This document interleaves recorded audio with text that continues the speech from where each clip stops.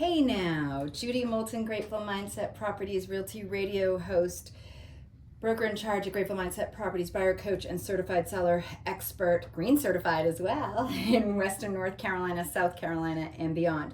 Coming to you live from 107.7 FM, where the heavens kiss the peaks, and AM 1450, Saturday mornings, 9 a.m. to 9:30 a.m. Today's show is sponsored by Grateful Mindset Properties, where we strive not to be success, but rather to be of value. Grateful Mindset Properties, was founded in 2020 and serves Western North Carolina and beyond with a grateful mindset, where we focus, like I said, on being of value and protecting consumers' rights. We're also going to be talking to a special guest today, because one of the things that Grateful Mindset likes to do, Grateful Mindset Properties, is to help the community where it needs it. And we are having a special guest today. Her name is Caitlyn Gendusa, City of Hendersonville Sustainability Manager and Liaison to the Environmental Sustainability Board, which I was elected to a couple months ago. And I'm hoping to get more involved as possibly I can. I've already volunteered a couple of times, but I also have learned about the Green Partnership and the Earth Day Festival, some of the upcoming events that they have. And so I look forward to being involved with that and helping local businesses become more aware of the things they can do that impact the climate and impact the environment. Like this month is July, and it is No Plastics month. So hopefully children in schools, parents, local businesses are focused on that. I know I have been. I'm sure Caitlyn will talk a little bit about that. She's also going to be talking about the Hendersonville Sustainability Division, the Sustainability Strategic Plan, which passed in 2024, which is the focus of sustainability efforts for the city, as well as upcoming sustainability related projects like our waste reduction initiative, biosolids, thermal dryer. She tells me that it's very cool and she promises that, so I'd love to hear more about that. And solar system on the fire station. So all these really cool things that I bet you our local listeners and our national listeners may not even know about, that's happening here in Hendersonville, North Carolina. Oh my God. Today, folks, I am doing the blah, blah, blah, or yada, yada, yada, I guess, because I am thinking way too fast. My brain is on super drive. Got way too many things on my mind, I guess. But I'm grateful to be able to say that we are talking to, like I said, Caitlyn Gendusa in a few moments. I will bring her on. And it is very interesting to know that there are so many wonderful things happening here in Hendersonville. I've lived here for 70 plus years, and I can say since 2019, I learned that Hendersonville, North Carolina is the #1 place to live in the whole state of North Carolina, voted by the people who live here, because we have so many wonderful things in addition to sustainability and focusing on things that are important to the community. But we have things like the Art League and art classes, something that I am involved in. I teach a somatic art class as a retired clinician in behavioral health. I've brought something that I've loved my whole life, which is not only art, but mental health and behavior, and helping people learn how those two things can be combined. So I'm looking forward to being able to offer that on 7th Ave when we open our firm at 627 7th Ave. In addition, I'd like to mention that interest rates have dropped. Yay! I know everybody has been waiting with bated breath. Hey, interest rates play a big role. Politics play a role. Things that are happening across the globe play a role in terms of 70% of the economy that relies on real estate, and things kind of being, happening. Well, things have definitely slowed. We have mentioned this before, but since 2009, sales of homes since 2009, this is where we are. We're matching that year in terms of sales. And the reason, as I mentioned just a moment ago, interest rates, yes, they've come down, but they're still pretty high. They're right under 7. We're at 6.9 on the 30-year, and right under 6 at like 5.8 and change for the 15-year. Obviously, people can buy down the rate. They can do, loans where, equity loans, other types of loans, that used to be called bridge loans. But all of that being said, when people's mindset is focused on fudge, it's scary out there right now. I'm going to put a pause. I'm going to hold on to my money because these things are happening globally, as we know. our current politicians and the great big bad bill that I think the Senate passed, but it hasn't passed in the House yet. For those of you that aren't familiar, you can look it up, but it may be called the Big Beautiful Bill. It depends on how you look at the world. So things like that put a pause or a pin in people purchasing property or selling property. We have a lot that's on the market right now. There's a lot of inventory, but not a lot of sales. Condos have taken the deepest dip in sales. It's an unprecedented amount, actually. We haven't seen this in the history of condo sales. So whether you're renting, you're selling, you're buying, now if you're a buyer, it's a good time to buy. I can't say that enough. Obviously, if you're paying cash, if you're an investment purchaser, all of those things, can help you. But so it is a good time to buy, or if you need to buy, want to buy in the area or anywhere in the States, keep that in mind. Interest rates have come down. Another thing I'd like to talk about in terms of human interest, actually let me put a pause on that. I forgot to mention 2 condos. I know I just mentioned that condos are they're slowed down a bit. I have 2 condos that we're selling right now at Grateful Mindset Properties. I'd like to highlight both standalone condos, one at 125 Exeter, listed at $325,000. Yes, folks, it's almost like buying a single or double wide in terms of what people will pay in this market, in this area, in this vacation region of South Carolina and North Carolina. So 125 Exeter, 2-bedroom, 2-bath, remodeled, hardwood floors, fireplace, little back area, yard, dogs no problem, cats no problem, has little trails and a creek. Listed at $325,000, right under 1,500 square feet, has a garage, has parking for 3+ cars. Anyways, you want to know more, 828-290-0940 or gratefulmindsetproperties.com. Another standalone condo in the luxury gated community of Kenmure at 320 Dawnbrook in Flat Rock, described as a European village.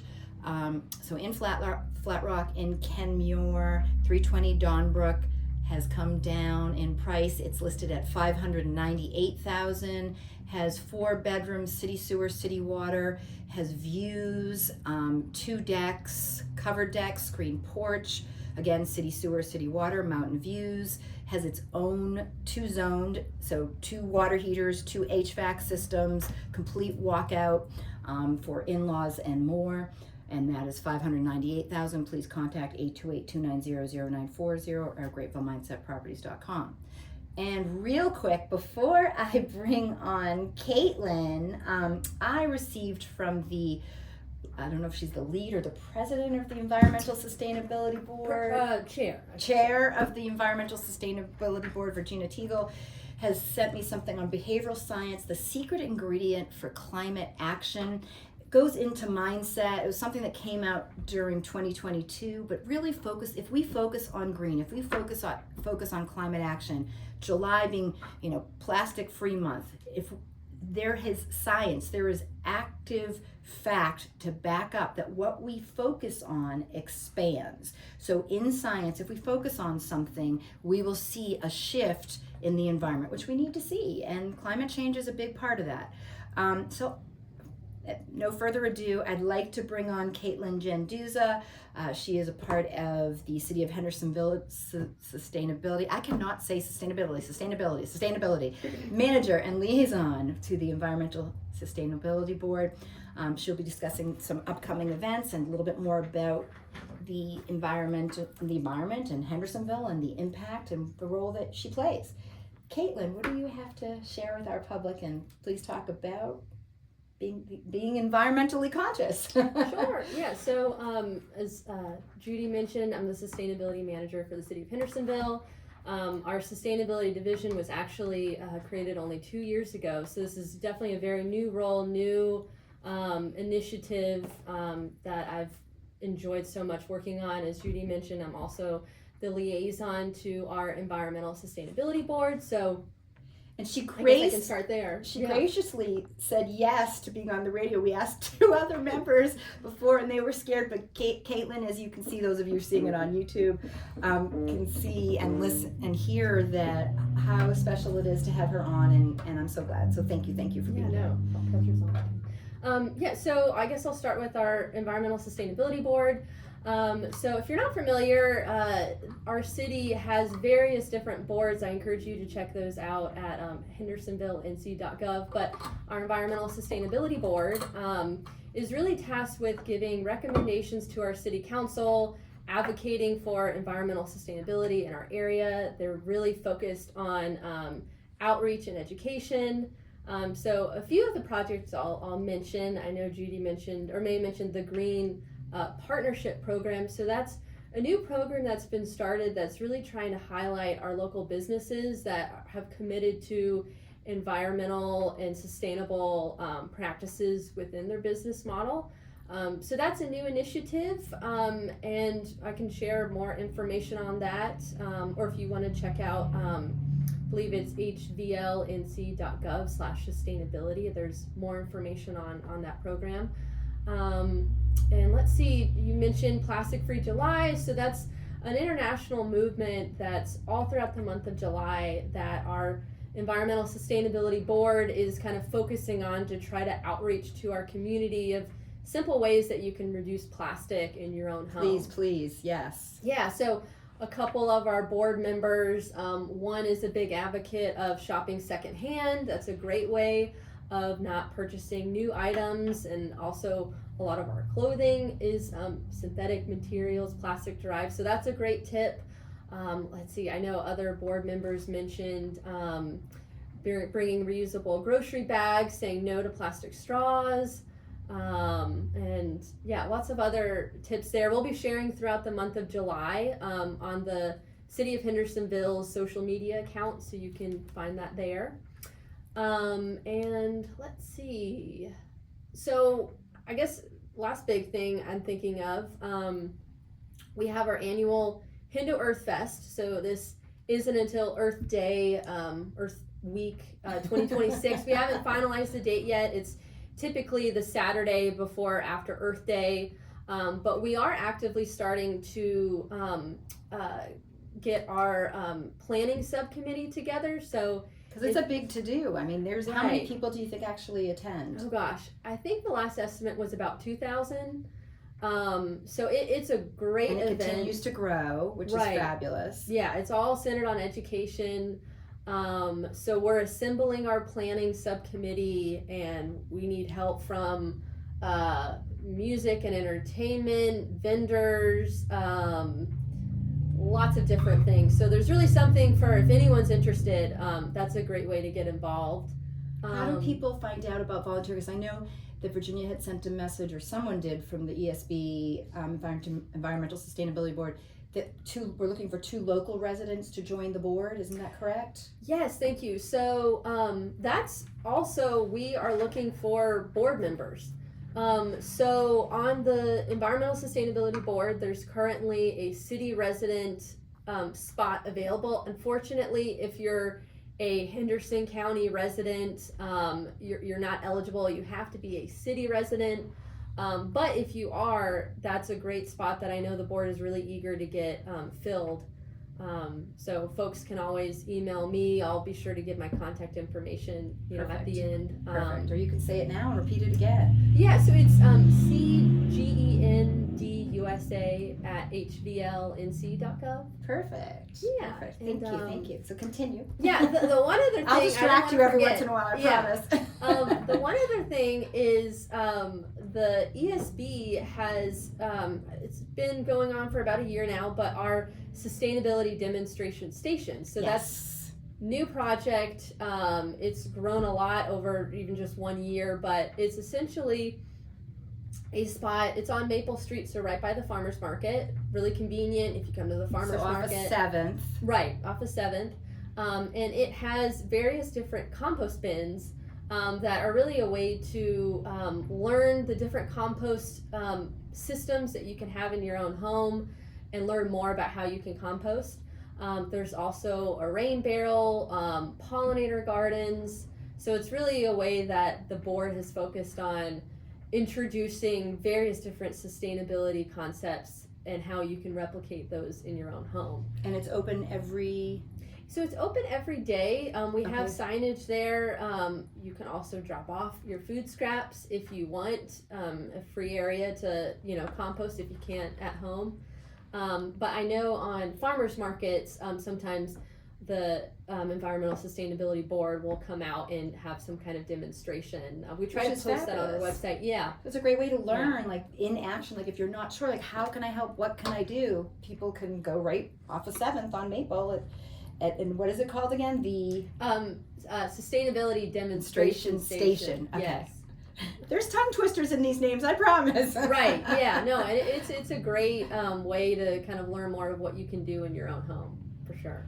Excellent. And so there were some other things that you wanted to talk about. I know that were really important, and you said they're cool, I promise. Oh, yes. Share, Okay. Please share. Yeah, so that's our Environmental Sustainability Board. Gotcha. And then kind of looking at sustainability initiatives for the city, there's a few different projects that I've been really excited about. One is a new project that we've started trying to improve our recycling and contamination rates. So with our current recycling program, it's really hard to have an accurate estimate of how much the city is actually recycling. Mm-hmm. It becomes a little difficult where some customers don't always recycle each week. So it kind of deflates our numbers, and whenever you're trying to outreach and provide education, you of course need to start with the numbers of what is our recycling rate for the city. So what we're doing is installing RFID tags. I don't know if you're familiar. They're radio frequency identification tags. So it kind of looks like a sticker, but it has an embedded chip in it, so you can really affix it on anything. But we're putting it on our cans, so that when our trash and recycling trucks come, they'll pick up the can, scan it, and they'll be able to record if that customer, recycling or trash customer, has recycled, if there's any contamination in their recycling bin. And so then we're able to really hone in on how we can better educate, provide different programming to increase our recycling rates, reduce contamination. And I'm glad I'm mentioning it because we're rolling this out now, so you may see little white tags on your cans. We're trying to tell everyone, what's going on. Yeah, don't take them off. And trying to, share more about this program. It's through a grant with the North Carolina Department of Environmental Quality. So that's really exciting. We'll have also some waste reduction events going on later in the year. So we'll post those on the City of Hendersonville's website at hendersonvillenc.gov. So that's a great project I'm excited about. Quick question on that project. So the feedback loop in terms of, so I hear the measurement components. I hear like, hey, people aren't putting trash in their recycling, so there's a way to kind of, but how will the customer know what they can or can't, like, hey, just so you know, how will they be educated? Yeah, so the follow-up, I guess, is really the question. Yeah, we're trying to do. You may have not fleshed it out yet, but yeah, no, we're trying to do different ways. So we'll have some in-person events where you're kind of demoing how to make sure you're recycling right, even just knowing what is and isn't recyclable.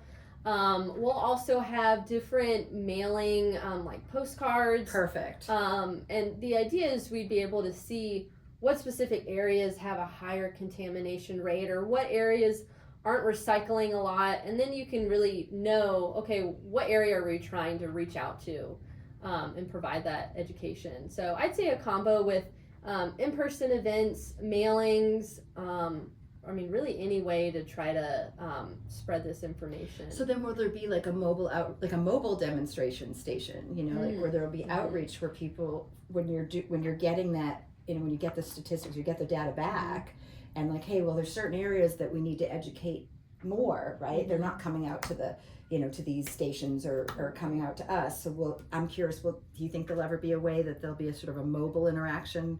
I mean, I know you have a fabulous electric car. Will that be going into the... I see, so kind of, I shouldn't say on demand, but... Yeah, but you see what I'm saying? Like, I know they do that with mammograms. I know we did, when I ran part of a program called Mobile Crisis, and we went to the community and brought mental health, and part of the police and the fire department, we were the mental health component of that. So I'm wondering if there'll be something like that in the future, maybe.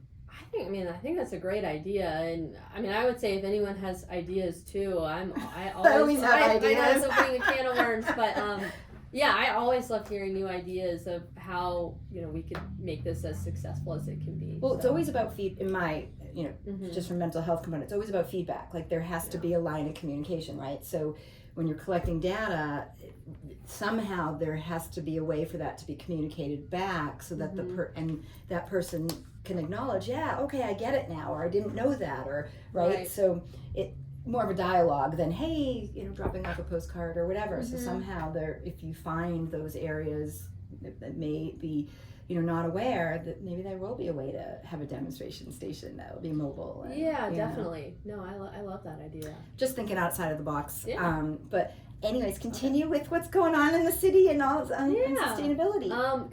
The fire station. What was the other thing you mentioned? I was thinking of the biosolids that I said in the email. I promise it's really cool.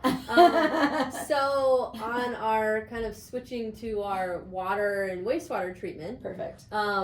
So currently with our biosolids, we dewater those to about 80% solids. 20% solids, 80% water, and then we truck that to a landfill in Haywood County. Okay. So if you think about it, all that water weight is being trucked to a landfill. So we're doing a lot more routes to the landfill, a lot more weight that is going in the landfill. That it's really just water. There's no need, Right. So it's not damaging the area that it's being brought to. Right. Gotcha. So the new biosolids thermal dryer is estimated to reduce the amount that we are taking to the landfill by about 67%. Wow. So huge. That is cool and huge. Right. And if you I'll touch on our sustainability strategic plan in a bit, but our water and wastewater system, which, as you all probably know, we service folks far outside than just the city limits. So if you look at our environmental footprint, our water and wastewater utility contributes the most amount of greenhouse gas emissions or environmental impact, which isn't to say anything bad about our water and wastewater. We need this we need water, we need sewer, and considering just the sheer geographical region that it makes sense. Density of course, the population, right, that's just kind of shows that's the area to really focus to have the biggest impact. So this new biosolids thermal dryer will reduce our amount that we're taking to the landfill by 67%. So instead of 80% water, it's now only going to be, I believe, 20% water. So up to 90% will be solids. So it greatly is reducing the amount of water weight. That's fabulous. And the impact on the environment. No, wow. That's very cool. Yeah, and it's super cool. Yeah, there'll be a solar system as well to reduce energy input. That's solar really system. exciting. So talk a little bit about that.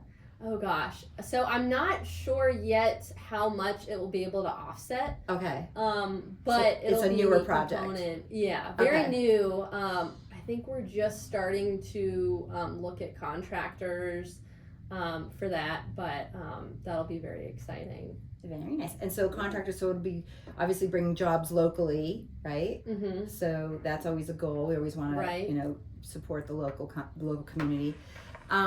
Now, I know that July 18th is the ribbon cutting for the Coosa Trail. Is the ESB or is the city involved at all with that? Because obviously there's going to be some impact on the environment with all the people. Curious. Yeah. So that is primarily Henderson County that's kind of over that. Okay. But I know the Environmental Sustainability Board will be at the Visitor Center for the Perfect. Acosta Trail opening, and they'll be tabling on the Green Partnership Program that I mentioned earlier. Good. So, okay. Yeah, and I'm really interested. Me personally, I'm on the ESB, but I want to get. I mentioned to Caitlyn, I don't remember if it was online or offline, but I want to be more involved with the Green Partnership and Earth Day, and just working with local businesses because that's what I do for a living. So I'm really excited about that. So that's good to know. There'll be a table. Green Partnership will have a table. And we'll be able to share information. I know we're going to have a kiosk too, a pop-up center. So what I might do is have some of my staff be there, and I might be bopping between the two tables.